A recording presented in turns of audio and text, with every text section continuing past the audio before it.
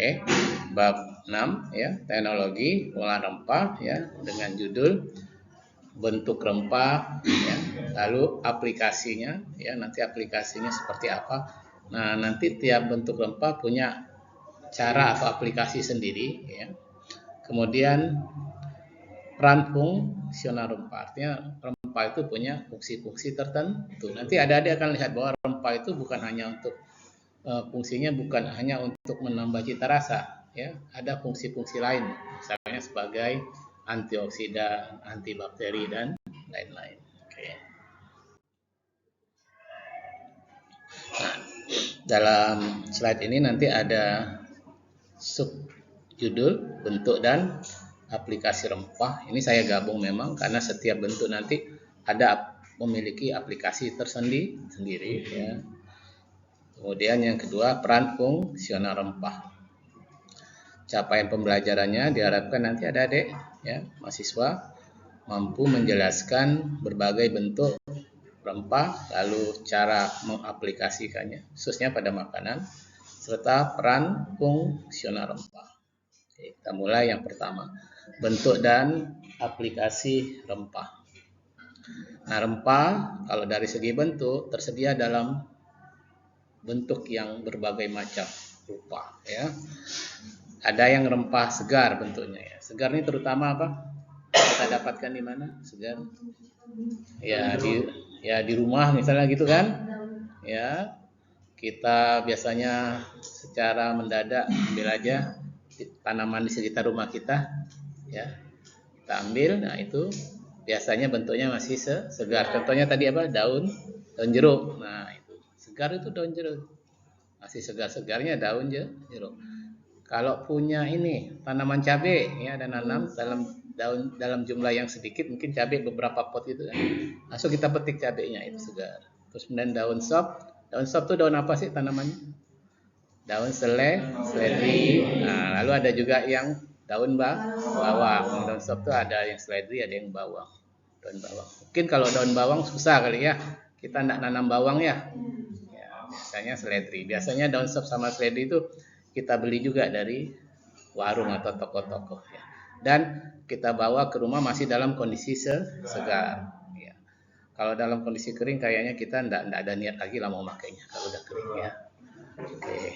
Karena memang daun sop itu, seledri dan bawang itu memang aroma kuatnya ya masih dalam bentuk segar ya, masih hijau gitu ya.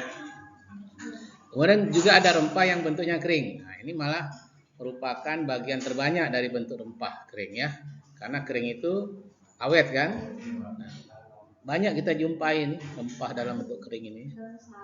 Ya, dalam salam bisa. Lalu yang bentuknya sudah halus. Ya. Banyak kan? Lada itu kan udah rata-rata kita beli bisa aja yang bubuk ladaku itu. Lada putih itu ya. Ada yang bentuknya puri tahu? Bukan pure. Pure itu murni bukan. Puri itu kayak semacam bubur. Ada tuh di pasar-pasar tradisional tuh. Ya bumbu yang di blender tuh.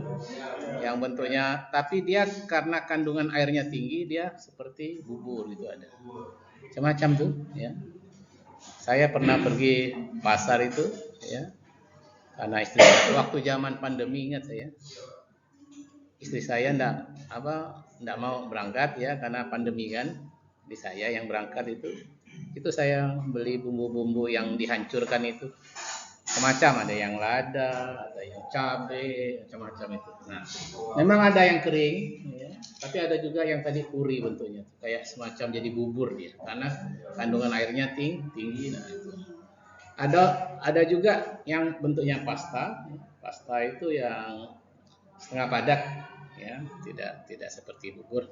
Nah, nanti ada juga yang bentuknya ekstraktif. Ekstraktif ini yaitu contohnya kemarin yang ada dilakukan di lab itu. Oleoresin ya, atau minyak atsiri.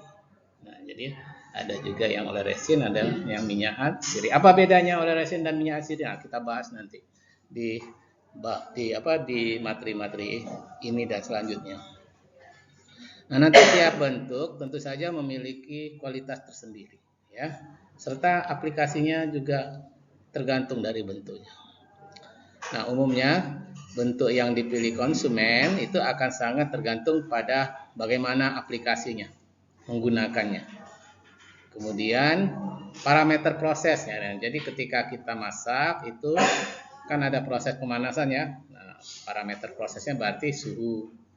Nah, nanti bentuk mana yang dipakai juga bisa tergantung pada misalnya suhunya berapa, apakah dipanaskan, apakah hanya ditumis, gitu aja itu. Lalu juga masa simpan yang diinginkan konsumen. Ya, konsumen nyimpannya mau lama nggak? Nah, maka dia tidak akan memilih yang segar, karena yang segar nggak layu, ya. Tapi dia memilih produk yang dalam bentuk kering. Nah, itu jadi intinya mana yang akan dipilih konsumen itu sangat tergantung pada faktor-faktor ini. Nah, kita bahas satu persatu ya, beberapa bentuk rempah ya.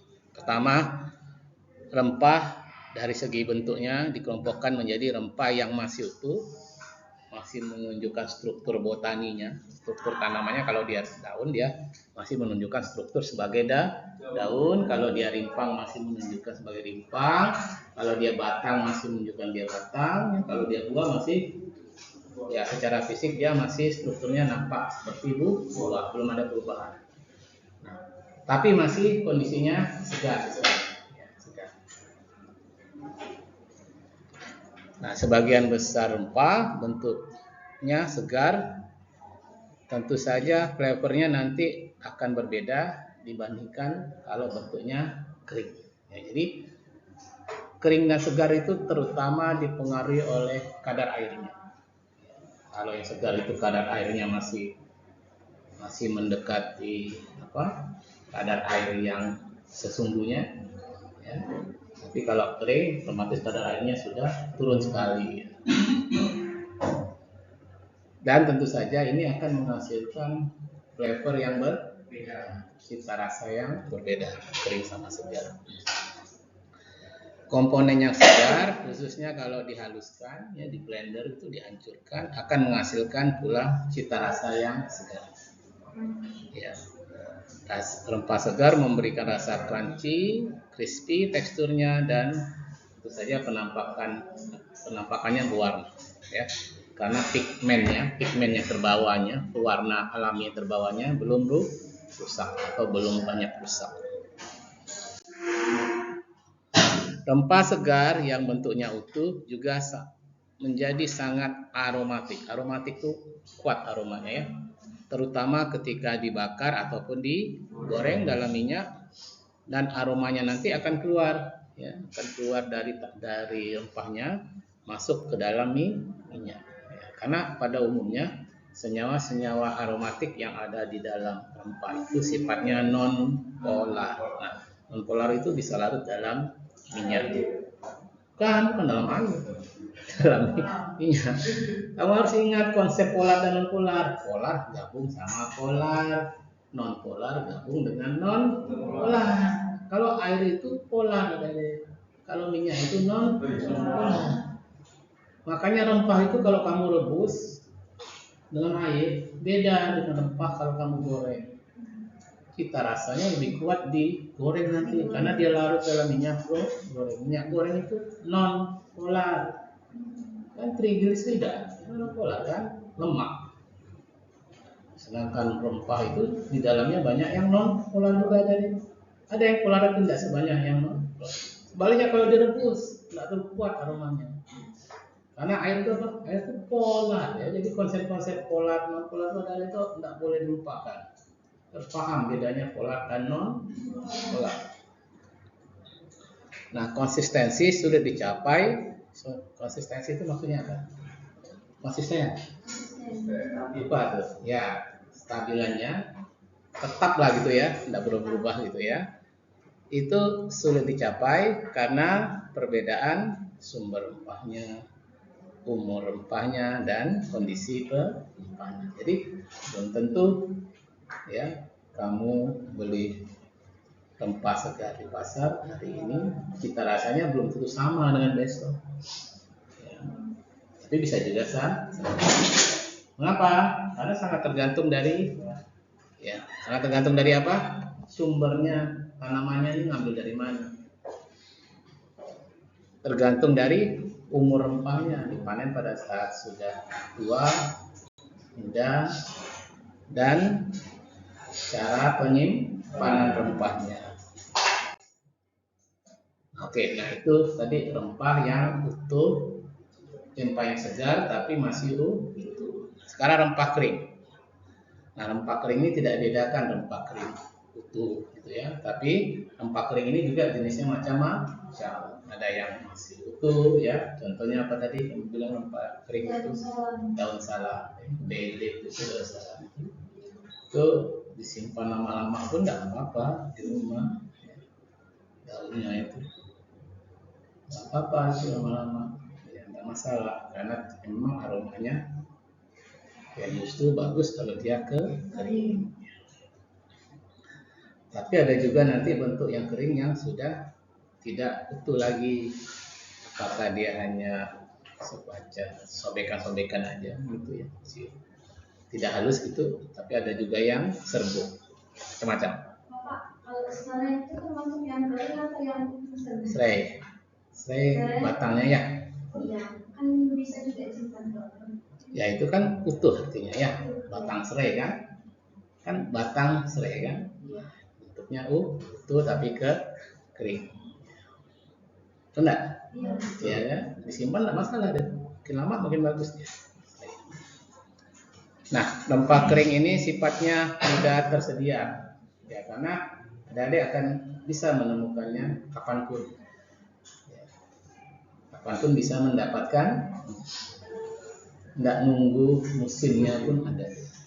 Ya, karena dia awet. Kalau ada di pasar, pasti banyak nih rempah yang kering. Kemudian tentunya mudah diolah karena dia bobotnya akan jadi lebih ringan. Kemudian tentu saja ini pengaruhnya masa simpannya lebih lama dan harganya relatif murah. Relatif ya. Sering digunakan untuk produk olahan atau penggunaan secara wholesale. Wholesale itu misalnya skala pabrik. Dapat berada, nah barulah ada yang bentuknya utuh, ada yang bentuknya halus, atau bentuknya kasar, ataupun ukurannya berbeda-beda. Nah, kemudian ada juga rempah yang digiling kan, banyak ini akan menghasilkan pergerakan udara yang panas sehingga dapat melepaskan minyak sirih. Nah, ini salah satu kelemahannya rempah gilingnya. Rempah giling yang kering itu bisa mengurangi aromanya. Pada makanan olahan, rempah kering lebih ekonomis dibandingkan rempah segar. Sifat sensoris, fisik, dan kimia rempah kering sangat tergantung pada lingkungan. Lingkungan apa maksudnya? Lingkungan di mana sumber tanamannya dibudidayakan. Ya, itu pengaruh. Ya. Kemudian iklimnya, kondisi tanah, waktu panen muda. Contohnya jahe adik-adik. Jahe itu beda nanti profil flavornya. Kalau dia panen muda dengan panen tua beda. Dan penanganan pasca panen, cara panennya ya, pasca panennya.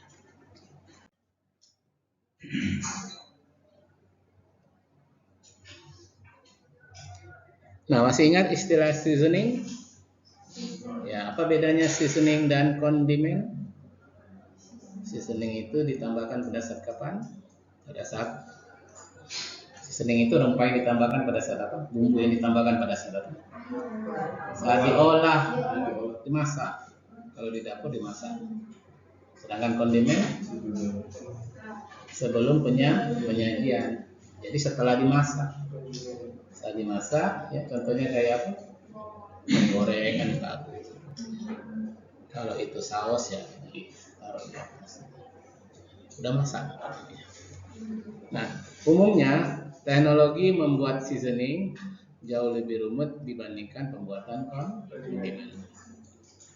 Nah, walaupun demikian, apakah itu seasoning, apakah kondimen, ya, teknologi untuk membuatnya itu harus berlandaskan pada prinsip jangan sampai menghilangkan flavor ya, cita rasa alami pada makanan, tetapi justru harus mampu meningkatkan cita rasanya. Jangan sampai nanti kondimen atau tadi seasoning, kedua-duanya kan nama bumbu ya, bumbu itu ada dua ya, seasoning, kondimen. Jangan sampai kalau ditambahkan malah menghilangkan cita rasa alaminya yang sudah ada di makanan. Nah ini contoh saja ya. Ini contohnya, ini disebut dengan piramida ya, piramida segitiga ya. Ini namanya piramida formulasi seasoning. Jadi cara membuat seasoning itu dibuat formulanya dalam bentuk piramida. Kalau ini piramida, ini dua-duanya sama. Ini piramida formulasi seasoning ya. Cuman produknya beda ya. Nah ini contohnya seasoning yang disebut dry powder coating. Nah, coating. Jadi ini bumbu nanti yang melapisi makanan yang mau diberi cita rasa. Contohnya snack. Snack itu kan awalnya nggak ada cita rasa, hanya tepung aja. Baru dikasih bumbu. Bumbunya nanti bisa nempel di permukaannya. Biasanya begitu. Dia nggak dari awal proses dia dikasih. Dalam proses pengolahannya nggak dikasih bumbu dia, tapi nanti setelah jadi dia baru dikasih bumbu. Ya. Atau menjelang proses akhir biasanya bisa juga dikasih bumbu, biasa dicelup, baru dipanas. Nah dalam proses formulasinya ini ya ada aturannya. Mengapa ini disebut piramida? Ingat, piramida itu kan bawahnya selalu besar dari atas ya. Ini makin ke atas makin besar. Nah, ini menunjukkan jumlah bahan yang ditambahkan ketika kita ingin membentuk seasoning. Jadi ini ada aturan dasarnya. Jadi kalau ada adik mau memformulasi bumbu, khususnya bumbu komersial, pertama yang harus ada adalah carrier. Carrier itu apa? Bahan pengisi. Ya. Jadi jangan murni-murni rempahnya saja rugi loh. Ya, harus ada bahan pengisi. Bahan pengisi ini bisa berupa pati, dextrosa itu gula. Apa nih? Whey itu gandum, tepung gandum ataupun tepung beras. Bagaimana jumlahnya dibandingkan yang lain? Ini harus komposisi yang paling banyak jumlahnya. Ini dicontohkan di sini. Ya, dia membuat formula dry powder coating, jadi coating yang sifatnya tepung kering, ya untuk melapisi snack atau apa. Ya ini, nah dia membuat formulasi seperti ini. Dia buat patinya berapa? Tidak nampak saya. Ya 10% dari total bumbunya. Kemudian tepung whey ini tepung gandum ya. Berapa persen? 16%. Di sini saya kecil sekali tulisannya. Lalu tepung keju. Oke. Nah nanti berapa persennya sangat tergantung nanti dari formulatornya, produsennya ya. Biasanya ya jadi rahasia perusahaan mereka. Ya. Biasanya mereka juga uji coba dulu, ya enggak langsung dijual di pasar. Tapi prinsipnya bahan pengisi itu jumlahnya lebih banyak dari bahan-bahan yang lain. Jadi kalau mau bikin bumbu komersial, jangan murni bumbunya, rugi kamu. Ya, harus ada bahan pengisi, bahan pemberatnya. Nah, kemudian komposisi kedua, ya, yang jumlahnya lebih sedikit dibandingkan carrier, itu disebut dengan apa istilahnya nih? Pemberi cita rasa dasar. Nah, ingat materi sebelumnya. Rasa itu ada apa saja? Komponennya asam, manis, pahit, asin ya.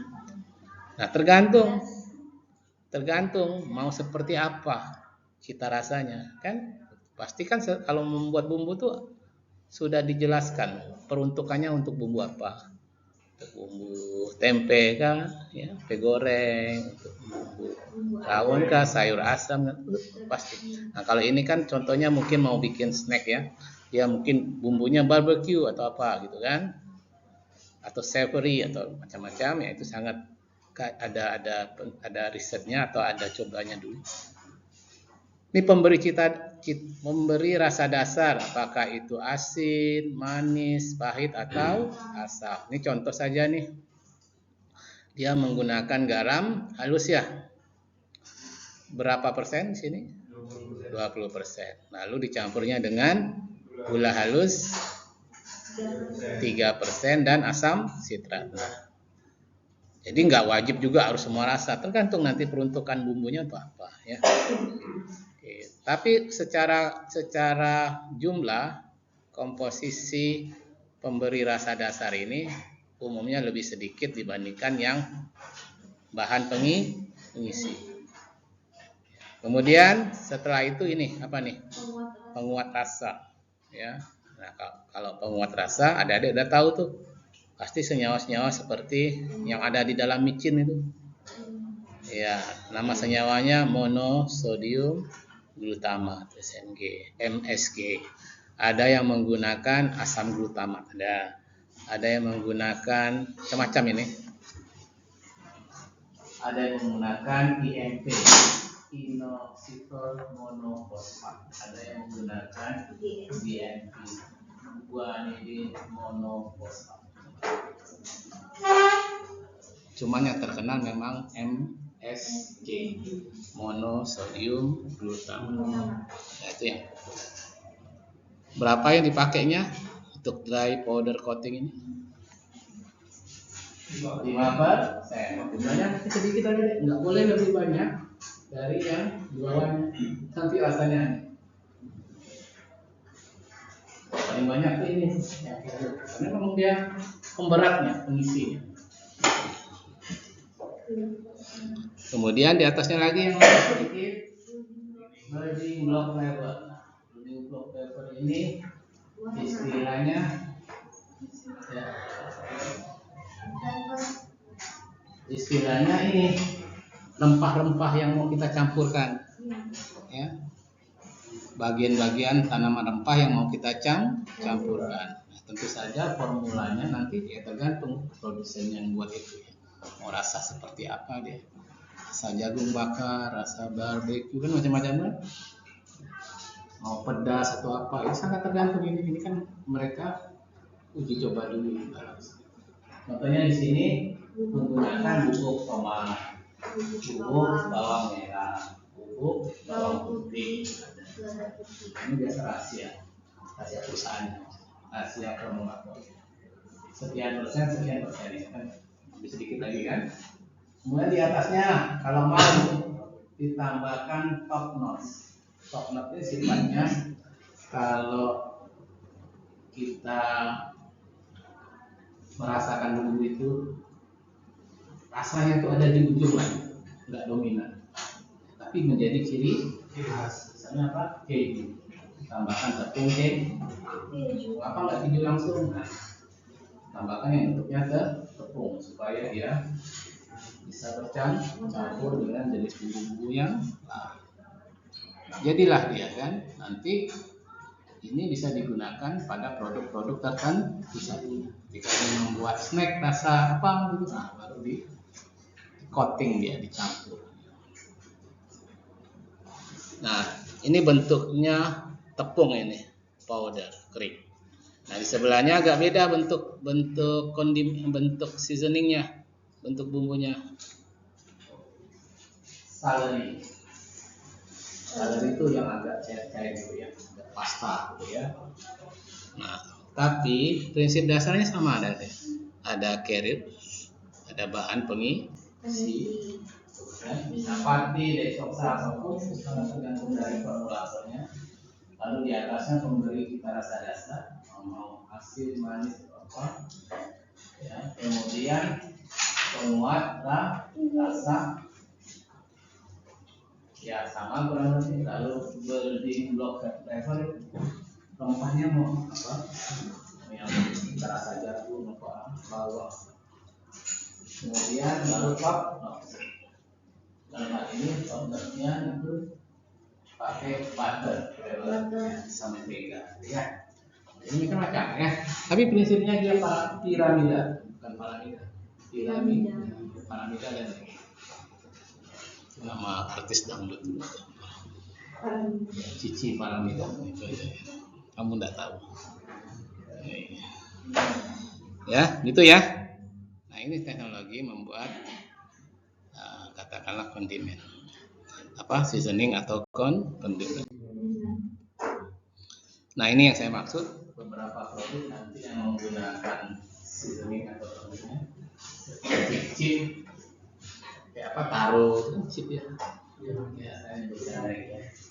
Ada yang bentuknya di bawah ini. Bentuk extrusion itu proses ekstrusi. Sudah pernah diberikan materi ekstrusi di startup tuh kan? Nah, dari proses ekstrusi itu yang nanti bikin produk itu berongga ya. Nah, proses ekstrusi itu bikin produk yang kering-kering itu jadi berongga. Kan banyak snack yang kayak gitu ya. Kemudian ada yang sugar plain chip, ya keripik, chip itu keripik, ya. Tapi dari untuk tuber, ya, dari kentang, dari ada yang shindal, ini kayak lembaran tipis, gitu. Ya, banyak kan kayak gitu. Kemudian yang benar kita saya tahu, cahit. Mr. P macam ya. Nah, ini prosesnya ya lebih seperti ini. Kalau untuk ekstruksi itu prosesnya saya itu tidak bisa lihat di sini. Kalau untuk produk-produk ekstrusi dia mengalami proses ekstrusi. Ekstrusi nanti ada dua metode, saya nggak akan jelaskan di sini, panjang. Ada yang ekstrusi langsung, direct extrusion, ada yang indirect extrusion. Kemudian ada proses pulp pellet dan pellet. Kemudian ada proses drying, pengeringan. Kemudian ada proses oil dari coating, terakhir dikasih coating tadi, dikasih bumbu. Jadi dia bentuk rempahnya beda, ya, bisa. Oke, kita bahas satu saja. Nah, kemudian dalam seasoning ada yang namanya metode atau teknologi spice blending, mencampur rempah. Ya, umumnya yang dicampur adalah rempah dalam bentuk tepung. Nah, harus sesuai resep. Nah, jadi memang sudah dikembangkan resepnya lebih dulu. Misalnya untuk kari, bumbu kari tahu? Ya, makanan khas India itu ya, kari. Ya, ada ya tepung kari. Ya, ada yang chili powder, ada yang cornet dan lain sebagainya. Ya.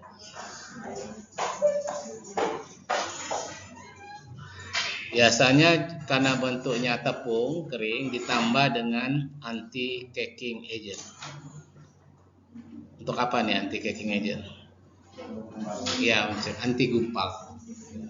Mencegah yang menggumpal. Pernah lihat bumbu menggumpal?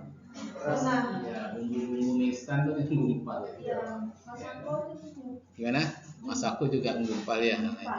Nah, biasanya bumbu-bumbu yang seperti itu dikasihkan anti gumpal atau anti caking agent. Ada pula yang ditambah antioksidan.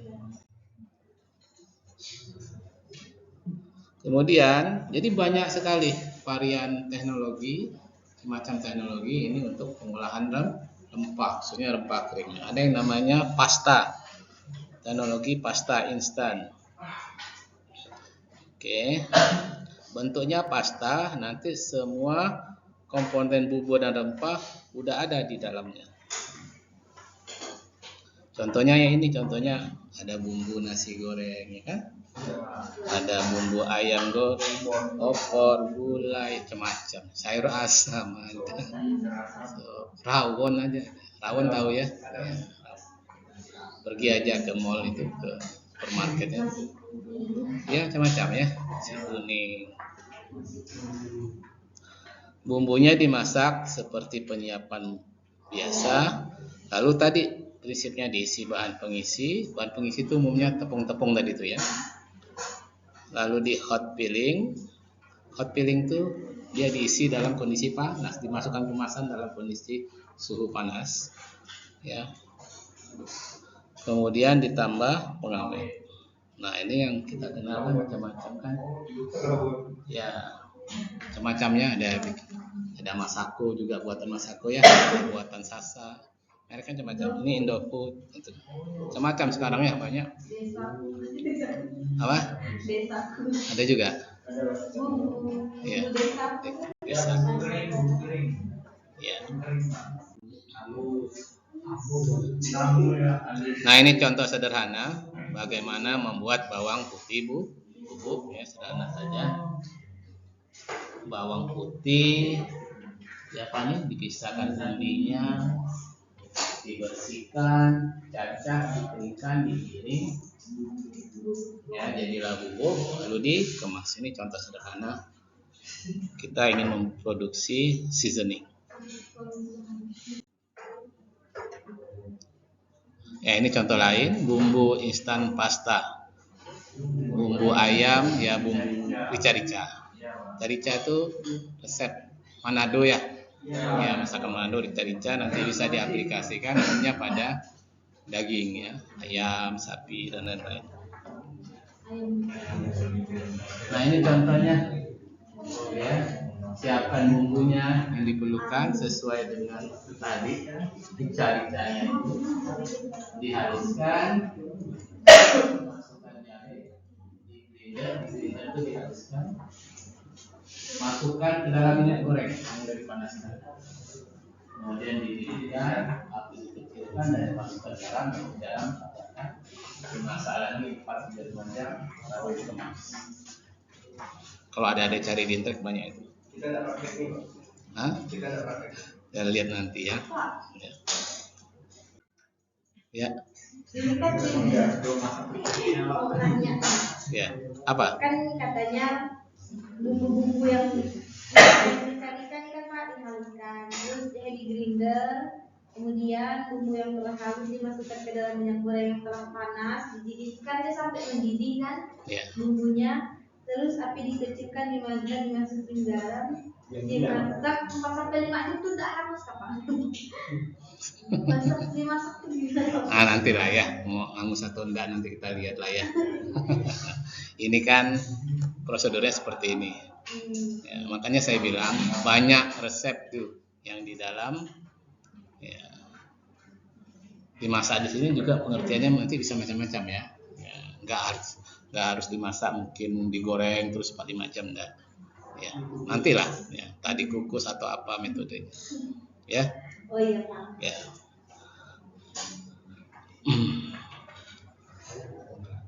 Bentuk yang ketiga tadi, yang pertama itu kan rempah utuh segar, kemudian rempah kering. Nah, yang ketiga ini bentuknya rempah ekstraktif.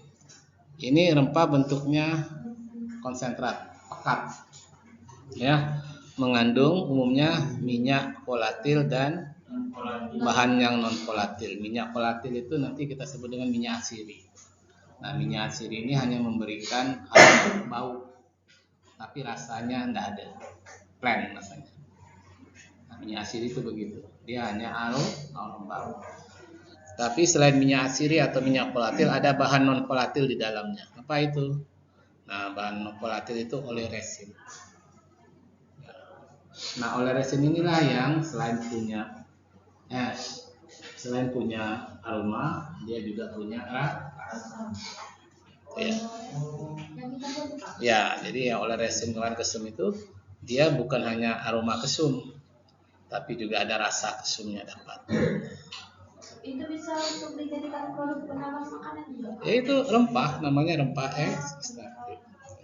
Cuman biasanya yang dijual tidak begitu, diolah lagi dia. Kalau itu tidak ada orang jual seperti itu. Kalau dijual sampai kayak gitu tidak mau orang beli, karena susah namanya lengket. Ya. Dia dicampur lagi, nanti ada teknologi polyresin. Nanti disampaikan ya. Oke. Nah, bentuk natural liquid atau bentuk ekstraktif itu bisa berupa minyak siri nanti ya. Bisa bentuk oleh resin ya, atau aqua resin. Nah, mengapa disebut aqua resin nanti ada alasannya. Ataupun bentuk minyak atau oleh resin yang udah dienkapsulasi kering. Udah jadi bentuknya jadi tepung. Jadi oleh resin itu bisa kita jadikan dengan berbagai metode. Oke. Nah, ini secara garis besar ya perbedaan antara bentuk rempah segar itu bentuk kering dan bentuk ekstraktif, disertai dengan advantages, kelebihannya, keunggulannya, dan kelemahannya atau kekurangannya. Contoh yang bentuk segar itu flavornya juga terasa segar ya. Kemudian pelepasan flavornya lambat pada suhu tinggi. Jadi intinya susah mau hilang flavornya. Ya. Flavornya itu tidak mudah hilang dari sumbernya. Kemudian novel friendly. Novel friendly itu artinya tidak berdampak buruk bagi lingkungan. Ya, karena masih segar, dia tidak diolah, belum diolah. Ramah lingkungan. Namun kekurangannya ini kita lihat. Variability ya, bisa terjadi variasi dari segi flavornya dan baunya. Ya, karena sumbernya berbeda, sumber tanamannya berbeda, ataupun umur panennya beda. Dari saya bilang jahe kering beda dengan jahe 8 bulan, beda dengan jahe 2 bulan ya panennya. Kemudian short shelf life. Apa tuh short shelf life? Ya, umur simpannya pendek otomatis karena dia diinginkan dalam bentuk segar, masih ada airnya, udah rusak dia. Lalu high microbes. Ini ya kontaminasi mikrobanya bisa tinggi karena dia didapatkan dalam bentuk segar, belum diproses, belum diolah, yang masih memungkinkan potensi mikrobanya tinggi. Tapi kan kalau udah kering biasanya lewat proses, umumnya proses pengeringan yang ada panasnya. Nah, itu bisa menurunkan koloni mikroba. Ya, kemudian unstable to heat, tidak stabil terhadap panas otomatis karena bentuknya segar tadi. Nah, ini contohnya saja. Nanti adik-adik bisa lihat kalau bentuknya dry ground. Dry ground ini bentuknya kering. Ground tuh halus, ya, butiran halus. Nah, ini kelebihannya, ini kelemahannya. Nah, ini bentuk ekstraktif tadi kayak oleh resin, kayak minyak asiri ataupun minyak asiri atau oleh resin yang udah diolah kembali, ya jadi tepung. Nah, ekstraktif ini kelebihannya dia bisa distandarisasi, ya, karena bentuknya ekstraktif, jadi nyaman mengatur komposisinya. Lalu penampakannya menjadi seragam, ya, karena dia bentuknya ekstrak tadi, ya. Dan low usage. Nah, penggunaannya sedikit, nggak perlu banyak-banyak nanti kalau pakai resin atau minyak asiri. Kemudian kelemahannya susah untuk di-handle atau ditimbang. Nah, ini berlaku untuk jenis-jenis yang memang belum diolah lanjut, seperti yang kemarin tuh, yang kamu dapat itu masih crude. Susah tuh nambahkannya ke makanan tuh, masih lengket. Nanti harus diolah dulu, misalnya ditambah gula, tambah tepung dan lain-lain. Ya, kayak semacam tadi lah ya, kayak apa tadi yang seasoning, kan ditambah tepung tuh nanti supaya dia mudah tambahkan. Apalagi aromanya ya tidak lagi natural, ya, tidak lagi karena ada interaksi kimiawi di dalamnya. Kemudian bisa ini zat-zat volatilnya bisa hilang pada suhu yang tentu saja nanti pemilihannya sangat tergantung konsumen. Konsumen maunya apa? Ya, apa tadi dasarnya kalau konsumen memilih?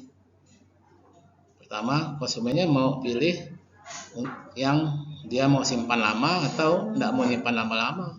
Kalau nyimpan lama ya pasti nggak mau dia milih yang segar, pasti milih yang kering ataupun yang ekstraktif. Lalu kalau cara aplikasinya, nah itu sangat juga menentukan dia mau pakai bentuk yang apa. Lalu juga tergantung dari produknya juga, tergantung produknya. Dia mau masak makanan dalam jumlah besar atau dalam jumlah kecil itu juga pengaruh. Ya, dia menentukan bentuk rempah yang mau diaplikasikan. Ya.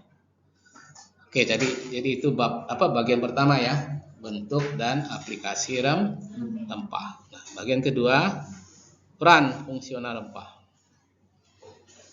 Nah, berdasarkan fungsinya, rempah untuk pengolahan pangan itu bisa untuk macam-macam kegunaan. Rempah itu ada fungsi utamanya ini sebenarnya rempah, memberikan cita rasa atau flavor macam-macam. Contohnya rempahnya juga ada rempah yang sifatnya menyamarkan bau, masking atau deodorizing. Misalnya untuk menyamarkan supaya bau amis produk nggak terlalu menonjol. Ya, misalnya produk dari udang ikan ya, yang ada aroma amisnya. Nah, itu kita nambahkan rempah itu selain fungsinya mungkin untuk cita rasanya, tapi ada juga fungsinya untuk ini supaya amisnya ya tidak tersamarkan ya, samarkan. Itu namanya masking atau deodorizing. Masking kan itu ya, masker gitu kan. Nah, itu contohnya, biasanya itu jenis rempah itu bawang putih, itu kan, kamu akan daun salam, mungkin di sini jenis rempah oregano itu rempah ya, bawang bombay itu. Kemudian untuk memberikan cita rasa yang menyengat atau pandesi, contohnya bisa juga bawang putih, daun salam, oregano, bawang putih, tumbar, jahe, becak, mustard. Ya, mustard. Mustard apa? Biji sawi ya. Cabai ya. Lalu ada juga memang rempah itu ditambahkan tuh untuk efek warnanya. Contohnya itu paprika, kunyit, saffron yang banyak di India itu ya. Makanya makanan India kamu lihat kan warna-warni kan, saffron itu. Kita melihatnya juga jadi aneh kan ya, karena memang kultur kita berbeda. Ya, jangan bilang dia jelek atau makan ya. Kultur berbeda itu menentukan juga makanan. Ya. Mungkin saling menghormati ya. Nah, senyawa-senyawa khususnya volatil yang ada di dalam rempah itu memberikan aroma yang spesifik. Aroma itu bau ya.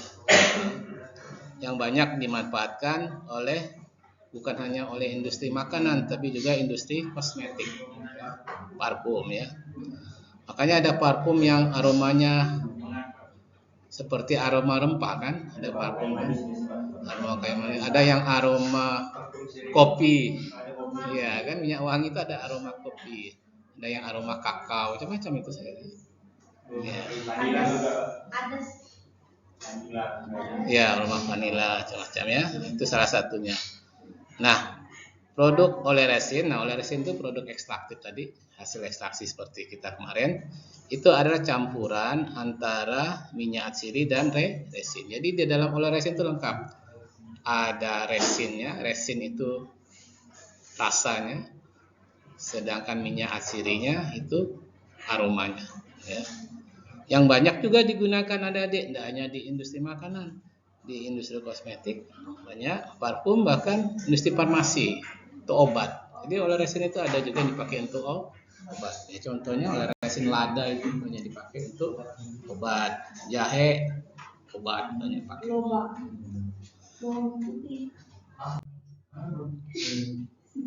Nah, rempah juga di dalamnya ada berbagai senyawa yang kita sebut dengan antioksidan. Ya. Antioksidan adalah kelompok senyawa yang bisa mencegah atau memperlambat reaksi oksidasi. Reaksi oksidasi itu reaksi yang merugikan, ya. Apakah itu di makanan? Kalau di makanan, oksidasi makanan cepat rusak. Tapi kalau di badan, nah, nanti berpengaruh pada kesehatan. Kemudian di dalamnya juga selain antioksidan, ada senyawa yang sifatnya antimikroba, ya, menghambat pertumbuhan mikroorganisme, khususnya mikroorganisme yang merugikan, ya, yang patogen misalnya, ya, yang menyebabkan penyakit. Oke, aplikasi rempah sebagai antioksidan dan antimikroba banyak dilakukan pada apa nih? Produk pangan, terutama untuk menghambat kerusakan dan memperpanjang, ya, masa simpan produk. Terkadang bukan hanya makanannya yang dikasih antioksidan, kemasannya pun ada yang dikasih antioksidan, ya, supaya kemasannya tidak cepat rusak. Nah, itu biasanya kemasan-kemasan yang sifatnya edible, yang bisa dikonsumsi, yang aman. Ya, itu ada antioksidan. Nah, antioksidan berperan sebagai pertahanan tubuh terhadap, ya, penyakit kardiovaskular. Apa itu penyakit kardiovaskular? Nah, saya tanya dulu, penyakit kardiovaskular itu kan penyakit yang terkait dengan jantung dan pembuluh darah. Ya, jantung koroner, itu macam-macamnya, stroke, kardiovaskular, penyakit kanker juga, dan lainnya seperti artritis dan asma. Senyawa fenolik, nah, jadi di dalam beberapa rempah ada kelompok senyawa fenolik seperti flavonoid, itu bisa mencegah penyakit tadi, ya, kardiovaskular, penyakit jantung koroner, gitu, ya, dan kanker usus. Ya, contohnya contohnya rempah, ya, lada hitam, oregano, tim, dan marjoram. Tim marjoram ini di Eropa, ya. Gingerol, ya, senyawa yang bikin pedas pada jahe itu berperan sebagai stimulasi usus dan promotor bioaktivitas yang obat. Makanya beberapa obat juga menggunakan gingerol. Capsaicin pada cili, ya, cili, cabai, ya, cabai-cabean, ya, sifatnya counter iritan, yang menghambat iritasi.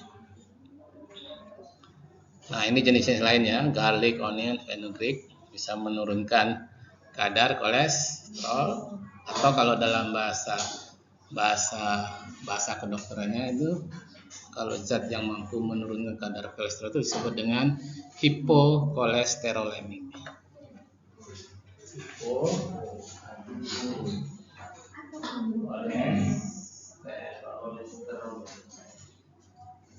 Jadi dia punya kemampuan menurunkan kadar kolesterol. Kebalikannya hiper. Jadi kalau ada zat-zat yang mampu meningkatkan kadar kolesterol, itu namanya hiperkolesterolemik. Contohnya kuning telur, itu udang, itu bisa meningkatkan kadar kolesterol. Sejumlah rempah juga diidentifikasi memiliki sifat antimikroba. Oke. Nah, ini contohnya senyawa gingerol, ya. Nah, ini senyawa gingerol. Gingerol itu pada jahe, sedangkan pada cabai itu namanya capsaicin.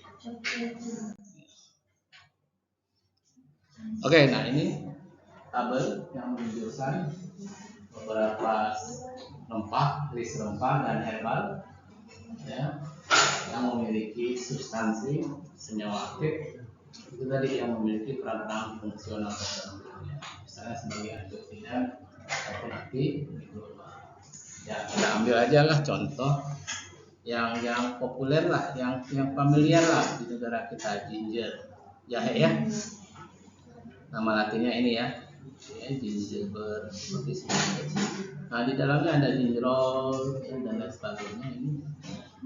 Ini senyawa-senyawa yang punya sifat fungsional.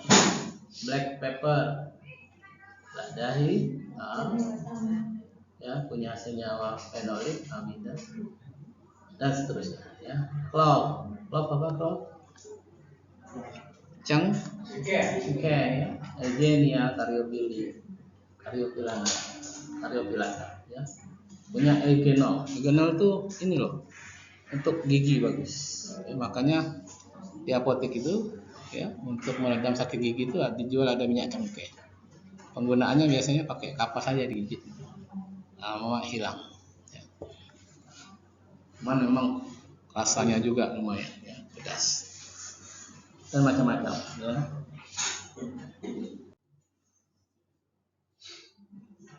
Nah, banyak sekali rempah-rempah yang memiliki sifat farmaseutika, yaitu bisa sebagai obat. Banyak negara di Asia termasuk Indonesia, penggunaan rempah itu sudah tidak asing lagi kan. Dari zaman dahulu kan, zaman nenek moyang di Indonesia itu, sebelum ada obat-obat modern, ya rempah. Kaki bengkak, sakit, kasih jahe. Semacam ya, bukan hanya itu ya, bukan hanya kaki bengkak, kasih jahe. Semacam sekali. Karakteristik rempah yang dapat memberikan warna untuk produk pangan menjadikan rempah banyak dimanfaatkan dalam berbagai pengolahan pangan. Warna yang dihasilkan nanti itu sangat tergantung dari pigmen yang terdapat di dalam rempah tersebut. Nah, ini contoh,